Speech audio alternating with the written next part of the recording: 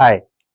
So, in previous session we have learnt about the complements and we have studied various complement pathway, that is classical pathway, we have studied alternative pathway and lectin pathway. So, let us move on, and with complement I almost completely finished the innate immunity. Now, let us move to the adaptive immunity.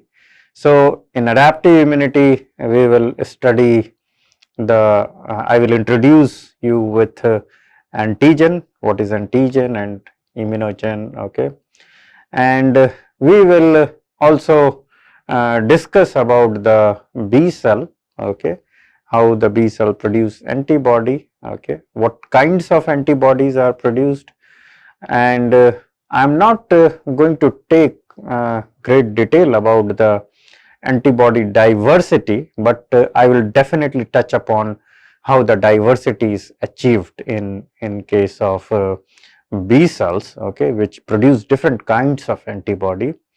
And I will also touch upon the T cell diversity, the T cell for every antigen or for every antigenic determinant there is a specific T cells, okay. So, I will touch upon the diversity component in both B and T cells. I will just explain you the key concepts, although I am not going to take you in more finer molecular detail, because that is not in the scope of this course, okay. And then thereafter we will move on various pathogen, host pathogen interaction. We will take up viruses and then we will take up bacteria, so and so, okay. So, let us begin with adaptive immunity. So, here you know that adaptive immune response is basically depend on the innate immune response, okay. So, you are probably familiar with this slide, probably I have shown you in previous session, but I will repeat you, and here I will emphasize how the adaptive immune response is elicited, okay. You know the cellular component of innate immunity is basically consist of almost all cells of the host, which is non-immune cell, and there are professional immune cells, okay, like macrophages, dendritic cells, and eosinophil, neutrophil, basophils, okay, natural killer cells and all those things. Most of these cells expresses the pattern recognition receptor. You know, now you can understand very well about the pattern recognition receptor. There are several families of pattern recognition receptor, and the overall outcome of activation of this PRR mediated signaling is induction of inflammatory cytokines. So, these pattern recognition receptor basically sense the signature molecule of microbial pathogen, which you know that we call it as a PAMPs, okay. And upon sensing these PAMPs, basically it initiate inflammation. I have discussed several sessions about the inflammation. Now you are very well clear about the inflammation, and then it also activate the innate immune response, means that the microbial pathogen will be basically more actively phagocytosed by the these innate immune cells. So, that I mean to say that activate innate immune response. So, more readily phagocytose, more readily production of hydrolases in the endolysosome or phagosomes, and there will be a more aggressive production of reactive oxygen and nitrogen species. That I mean about this activate innate immune responses, okay. And if it is the virus infection, it will induce the type 1 and type 3 interferon, which basically clear the viruses by various mechanism I have explained you in previous session. how these viruses are cleared by shutting down the metabolic machinery and so on and so forth. Okay. So far everything is good, but if the pathogen is not cleared, then what will happen? So if the innate immune system is not able to clear these kind of infection, then that will trigger the development of more specific immune response, and more specific immune response means there will be a activation of some key lymphocytes. As you can see here, there are two key lymphocytes, that is B cells and T cells. Okay. So these B and T cells will generate a highly specific molecule which will be basically help in clearing or elimination of these microbial pathogen. Okay. And these in case of B cell, these B cells will produce a specific antibody, a highly specific antibody against the microbial pathogen. There will be a repertoire of antibody. It's not only one antibody, there will be a array of antibody which is generated against this microbial pathogen. And once this antibody is generated, so every antibody, there are several kinds of antibody which I will discuss in a subsequent session, the different kinds of antibody. All these antibody has some specific downstream function. So once this antibody is generated, then this microbial pathogen will be eliminated. On another hand, this will be also trigger the development of antigen specific T cells. Okay. So antigen specific T cells, they have also variety of function. In if you look at the T cells, there are two major kinds of T cell. One is Th cells, which I have also discussed in previous session, but I am bringing all those key points which is associated with adaptive immunity. So the T cells are T helper cells and cytotoxic T cells. Okay. And this T helper cells can differentiate into particular T helper cells, for example Th1, Th2, Th17, so on and so forth. Okay. And these particular kind of Th cells will develop a particular kind of immune responses. A very simple, if the Th1 response will be elicited, then there will be a killing of intracellular pathogen. Okay, the killing of intracellular bacteria. Okay. And if there will be a Th2 response against that microbial pathogen, then that will trigger more prominent B cell mediated immune response, antibody production, it may trigger the allergy, and so on and so forth. Okay. So this is the more pathogen specific immune response, and these highly pathogen specific immune response, we call it as a adaptive immunity. Okay. So in adaptive immunity, basically we talk about the B cells and T cells. Okay. And how the B cells are developed. As you know that B cells are basically produced in bone marrow, and then they will educate, and then there will be a generation of naive B cells. Okay.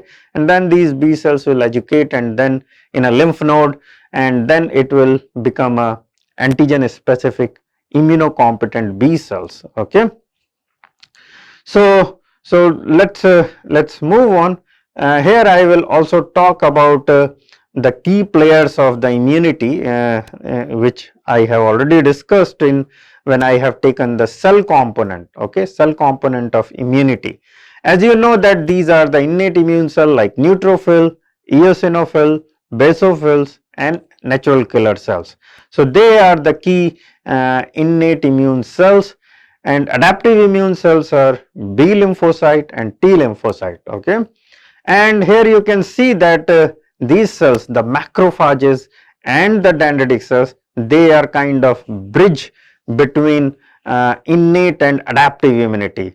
I will tell you how. You know that macrophages and dendritic cells, they can phagocytose the microbial pathogen. Okay. And upon phagocytosis, they can produce the inflammatory cytokines. Okay, so these inflammatory cytokines can recruit other immune cell at the site of infection. On another hand, these macrophages can eat up those microbial pathogen, and then they can present it to the the antigen of these microbe over the cell membrane along with one family of molecule which we call it as a MHC, and macrophages can present the antigen along with MHC class 2 molecule. Okay, and this MHC class 2 molecule along with antigen is needed for the development of T cell mediated immune response.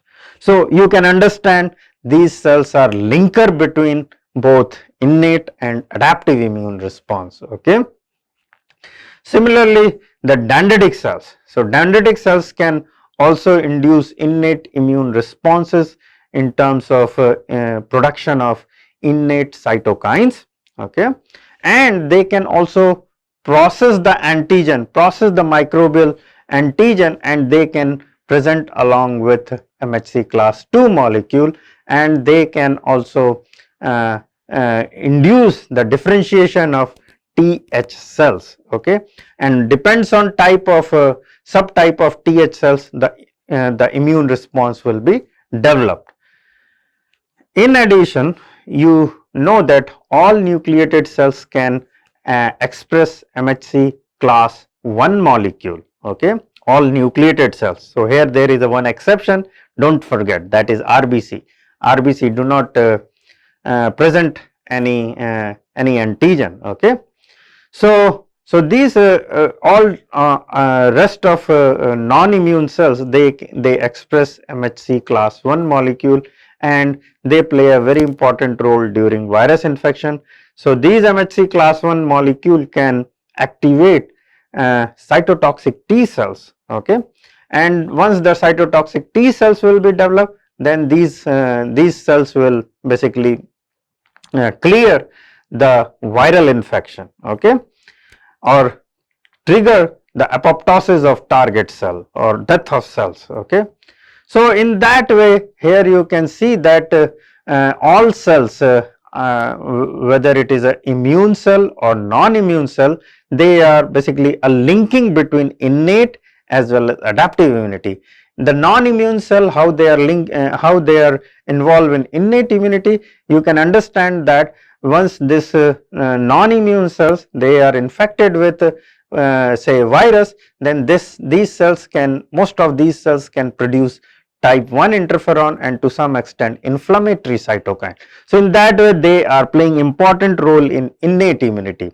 On another hand, these cells can also present the antigen along with MHC class 1 molecule, and then they can activate CD8 T cells or cytotoxic T cells. Okay, so in that way they are also involved in adaptive immunity. So here you can see there is a junction, this is a junctional point between innate and adaptive immunity. Okay, now this is a good time that I should discuss or I should compare both innate and adaptive immunity. Okay, so here you can see that there are some characteristic which is given in the second column, and what kind of innate immunity is there and what kind of adaptive immunity is there.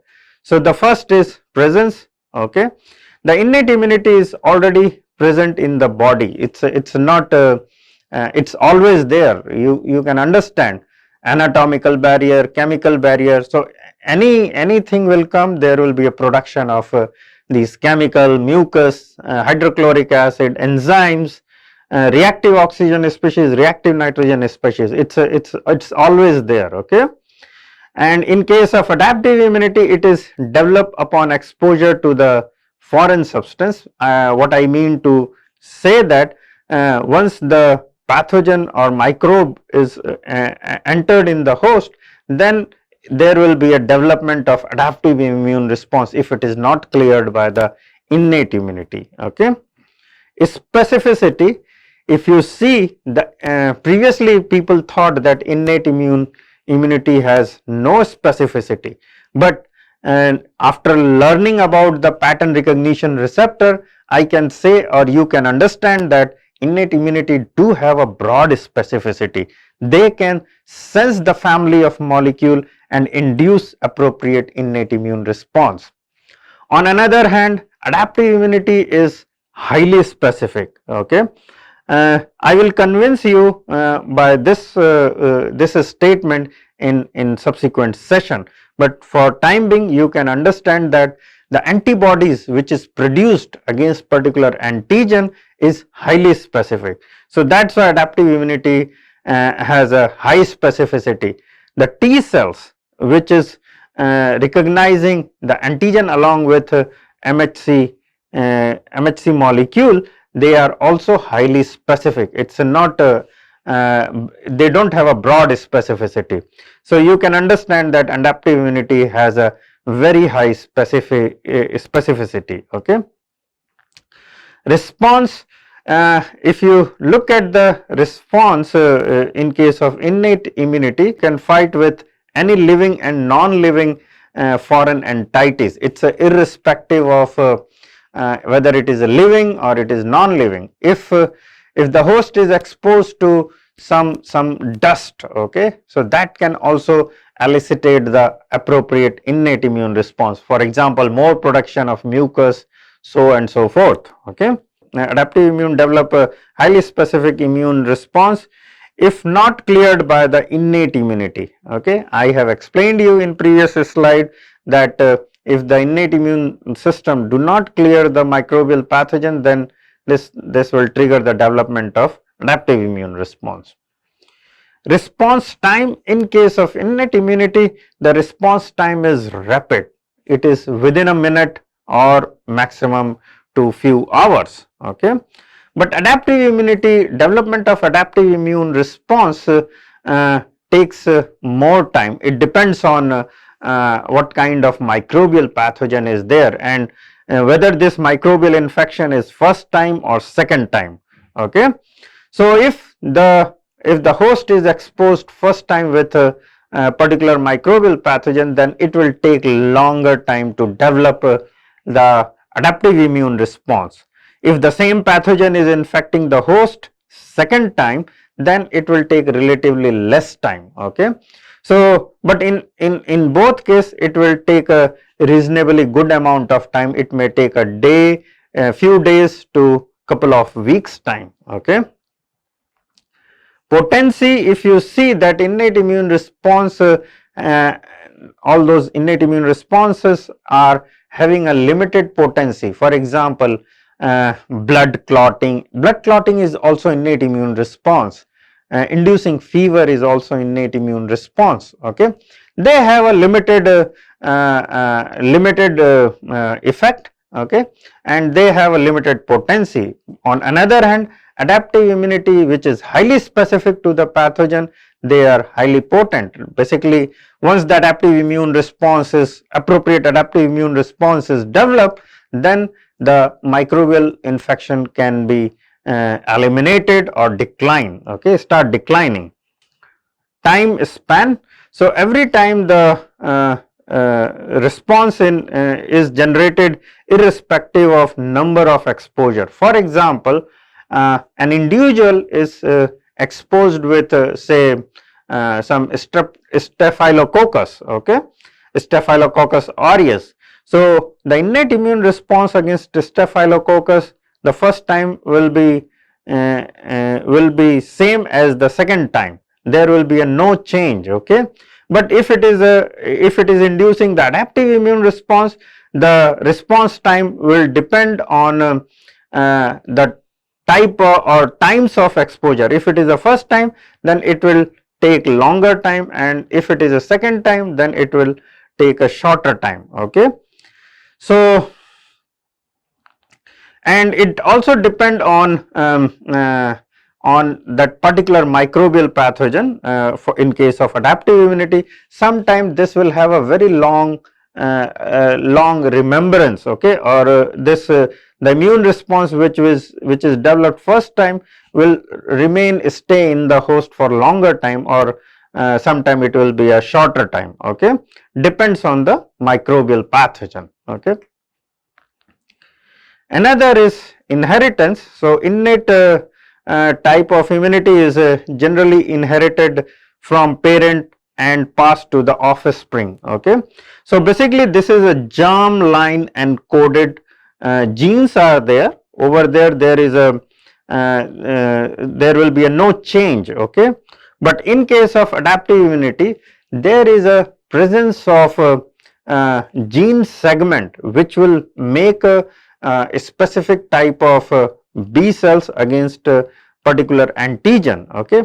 So, that may change, but the basic framework is also inherited, but the immune response, the development of immune response may vary to some extent, okay.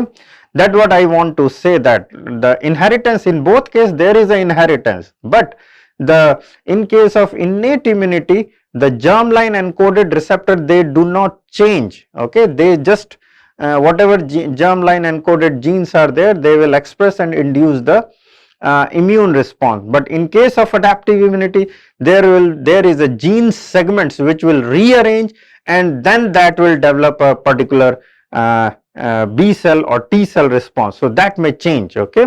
This is not inherited, okay. The another point is in intensity of immune response. So, innate immunity cannot react with equal potency upon repeated exposure to the same pathogen. I have explained you, okay.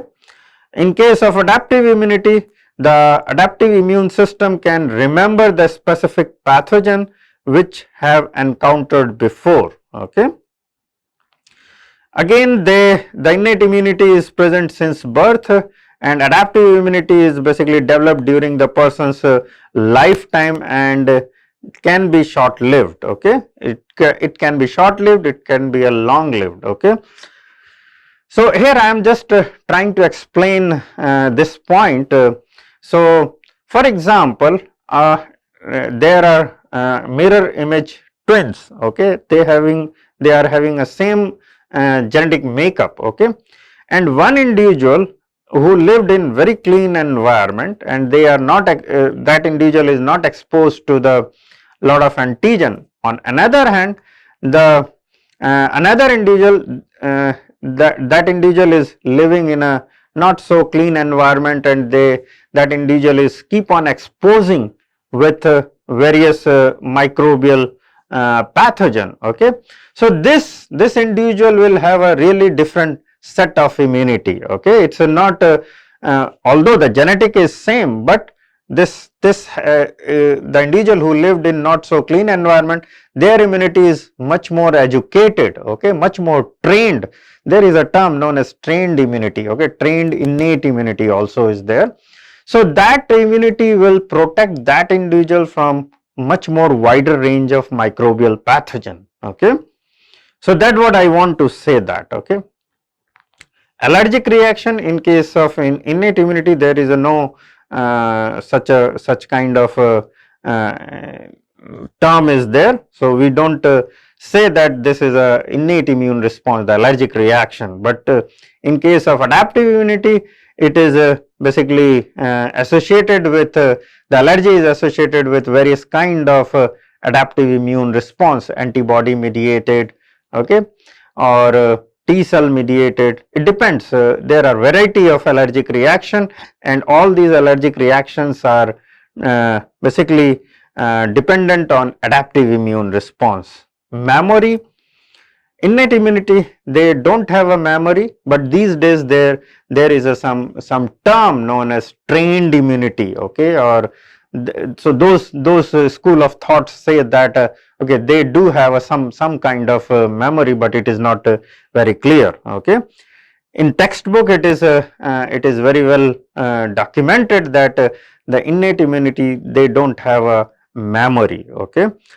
But on another hand, adaptive immunity has a very long memory or long term memory that depends on the microbial pathogen, and this memory is very important for making vaccine or developing immunity against the microbial pathogen. Okay. Another is diversity. So, innate immunity has a limited diversity, but on another hand adaptive immunity has a huge diversity. There is a endless number of antibody can be produced by the host, okay, or there can be endless number of antigen specific T cells can be generated, okay. So, the adaptive immunity has a huge diversity. Third is complement. So, alternative pathway and lectin pathway is more like an innate immunity, although they have a some level of specificity for the mannose residue in case of lectin pathway.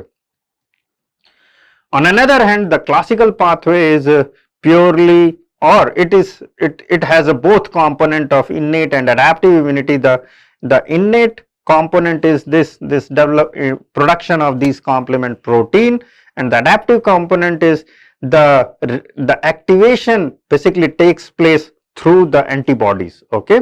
So, that is the classical pathway. Anatomic and physiological barrier. In case of innate immunity, you know very well there are skin, mucous membrane, there will be an increase in temperature, that is fever, which will inhibit the growth of microbial pathogen, the pH and various chemicals such as hydrochloric acid present in our stomach, and there are some substances produced over the skin, that is certain sebaceous secretion that will change the pH, drastic change the pH, so that the pathogenic microbial pathogen cannot grow, okay. On another hand, the adaptive immune organs are lymph node, spleen or mucus associated lymphoid tissues, okay. Composition of the innate immune system is basically composed of physical, chemical, microbiological. You remember we have discussed about the microbiological barrier, okay, microbiological barrier, okay, and there is a phagocytic cells, okay, the dendritic cells, natural killer cells, and there are various soluble protein. If you remember, there are CRP, C-reactive protein, mannose binding lectin, MBL. So, all these are the basically component of innate immunity. On another hand, the adaptive immunity is basically composed of B lymphocyte and T lymphocyte, okay. Development. So, innate immunity is evolutionary, it is a very old, and it is found in both vertebrate and invertebrates, okay. The adaptive immunity is relatively more new or recent. I have explained you when I have initiated innate immunity, okay. So, adaptive immune system has been developed recently and found only in the vertebrates, okay. Example, there are various example, white blood cells fight with bacteria that cause bacteriolysis, inducing various signatures of inflammation, that is redness, swelling, pain, and there is a increase in temperature, okay.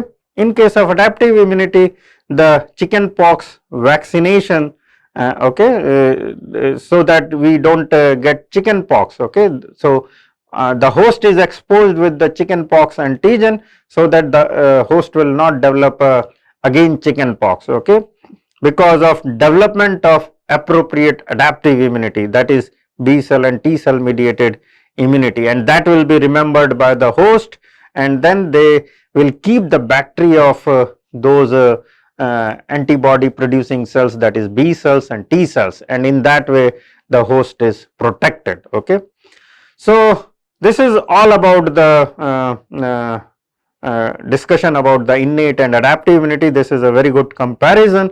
Now, I have a one short video which will basically show you the whole immunity, the innate and adaptive immunity, and then this will be a very helpful in understanding overall this innate and adaptive immunity and the junction between innate and adaptive immunity. you can watch and enjoy. Every second of your life, you are under attack. Billions of bacteria, viruses, and fungi are trying to make you their home. So our bodies have developed a super complex little army with guards, soldiers, intelligence, weapons factories, and communicators to protect you from, well, dying. For this video, let's assume the immune system has 12 different jobs. For example, kill enemies, communicate, etc. And it has 21 different cells and 2 protein forces. These cells have up to 4 different jobs. Let's assign them.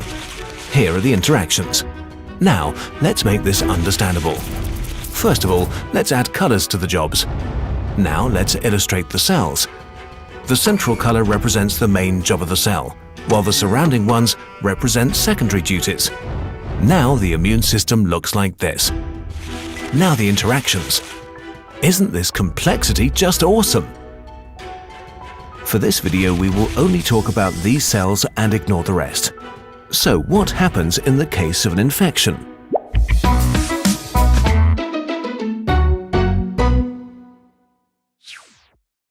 It's a beautiful day when suddenly a wild rusty nail appears and you cut yourself. The first barrier of the immune system is breached, your skin. Nearby bacteria seize on the opportunity and enter your wound. They start using up the body's resources and double their numbers about every 20 minutes. At first, they fly under the radar, but when a certain bacteria population is reached, they change their behavior and start to damage the body by changing the environment around them. The immune system has to stop them as fast as possible. First of all, your guard cells, known as macrophages, intervene. They are huge cells that guard every border region of the body. Most of the time, they alone can suffocate an attack because they can devour up to 100 intruders each. They swallow the intruder whole and trap it inside a membrane. Then the enemy gets broken down by enzymes and is killed. On top of that, they cause inflammation by ordering the blood vessels to release water into the battlefield so fighting becomes easier. You notice this as a very mild swelling. When the macrophages fight for too long, they call in heavy backup by releasing messenger proteins that communicate location and urgency.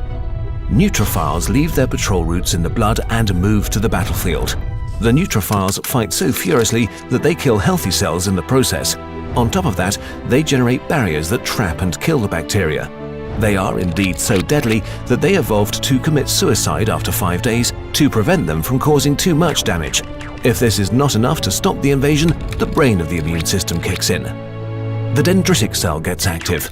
It reacts to the signals of the soldiers and starts collecting samples from the enemies. They rip them into pieces and present the parts on their outer layer.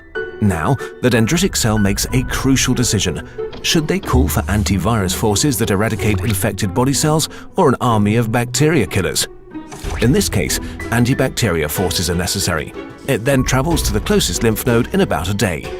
Here, billions of helper and killer T cells are waiting to be activated. When T cells are born, they go through a difficult and complicated training process, and only a quarter survives. The surviving cells are equipped with a specific setup. And the dendritic cell is on its way looking for a helper T cell with a setup that's just right. It's looking for a helper T cell that can bind to the parts of the intruders which the dendritic cell has presented on its membrane. When it finally finds one, a chain reaction takes place. The helper T cell is activated. It quickly duplicates thousands of times.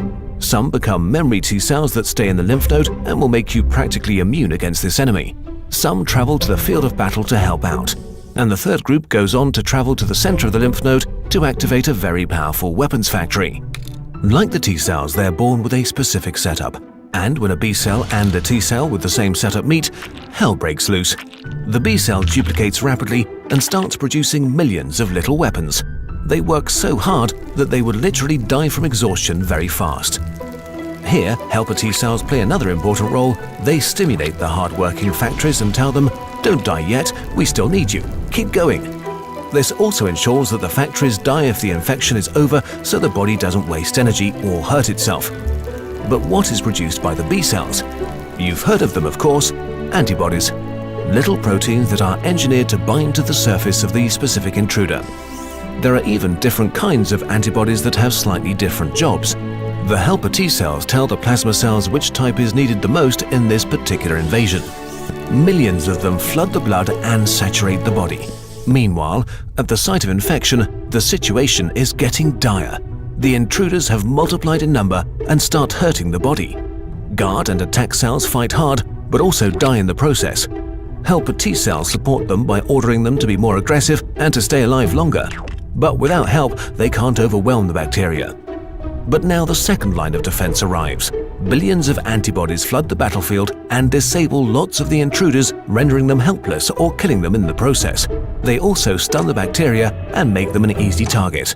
Their back is built to connect to killer cells, so they can connect and kill the enemy more easily. Macrophages are especially good at gnoming up the bacteria which antibodies have attached to. Now, the balance shifts. In a team effort, the infection is wiped out. At this point, millions of body cells have already died. No big deal, the losses are quickly replenished. Most immune cells are now useless, and without the constant signals, they commit suicide, so as not to waste any resources. But some stay behind, the memory cells. If this enemy is encountered ever again in the future, they will be ready for it and probably kill it before you even notice. This was a very simplified explanation of parts of the immune system at work. Can you imagine how complex this system is? Even at this level, when we ignore so many players and all the chemistry. Life is awfully complicated, but if we take the time to understand it, we always encounter endless wonders and great beauty.